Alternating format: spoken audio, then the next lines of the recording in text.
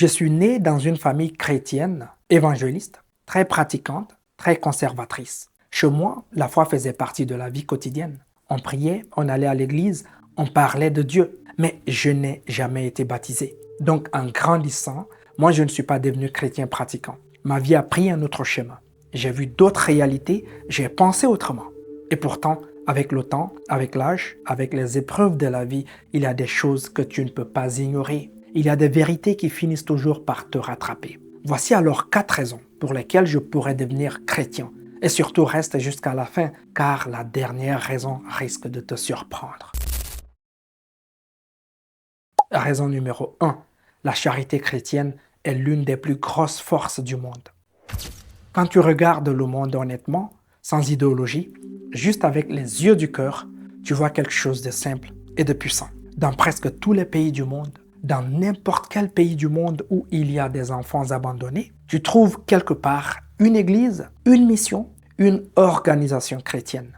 Dans n'importe quel pays du monde où il y a des pauvres, des malades, des sans-abri, tu trouves toujours quelque part une œuvre chrétienne. Ça peut être des hôpitaux, des écoles, des orphelinats, des cantines sociales financées entièrement par l'Église, qu'elle soit catholique, protestante ou d'autres confessions. Ce ne sont pas des mots, ce sont des bâtiments, des lits, des repas, des soins, des vies sauvées.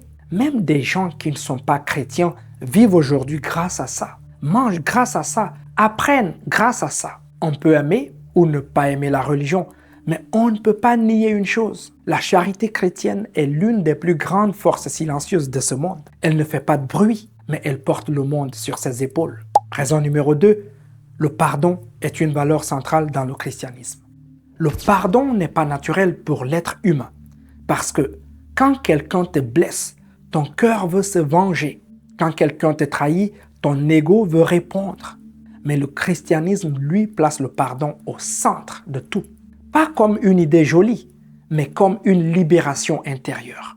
Avec le temps, tu comprends que le pardon ne change pas le passé, mais il change ton cœur. La haine t'enchaîne, la rancune t'épuise, le pardon te rend libre. Et si le monde apprenait un peu plus à pardonner, il y aurait moins de guerres, moins de vengeance, moins de familles détruites, moins de cœurs brisés. Raison numéro 3. La prière chrétienne est simple, accessible et intime. Il y a aussi des choses très simples et très beaux dans la façon chrétienne de parler à Dieu. Dans la prière chrétienne, pas de protocole compliqué, pas de pression, pas de mise en scène. Tu parles, c'est tout. Tu parles comme un enfant parle à son père. Et ça, même n'étant pas chrétien, moi, pratiquant, je le vis personnellement. Souvent, mes proches me demandent « Pourquoi tu parles seul ?» Et je leur réponds « Je ne parle pas seul. Je parle à Dieu. Je parle en conduisant. Je parle à la salle de gym. Je parle au supermarché. Je parle quand je suis inquiet, quand je suis perdu, quand j'ai besoin de force. Il n'y a pas d'heure, pas de position, pas de décor. Il y a juste un cœur qui parle. Et quelque part, c'est peut-être ça la prière la plus sincère. Raison numéro 4. La figure de Jésus est centrale, même au-delà de la religion. Même en dehors du christianisme, même en dehors de la religion, même chez les musulmans, Jésus est une figure centrale de l'histoire humaine.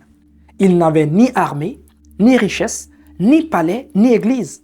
Et pourtant, 2000 ans plus tard, le monde entier parle encore de lui. Il marchait avec les pauvres, il mangeait avec les rejetés, les prostituées. Il touchait ceux que personne ne voulait toucher.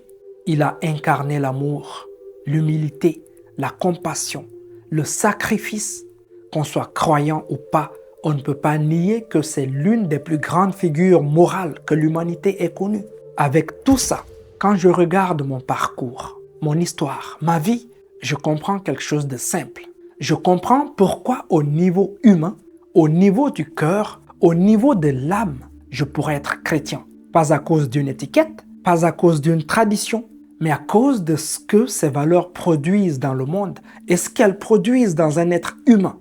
Parce qu'au fond, ce n'est pas la religion qui change le monde, ce sont les cœurs transformés,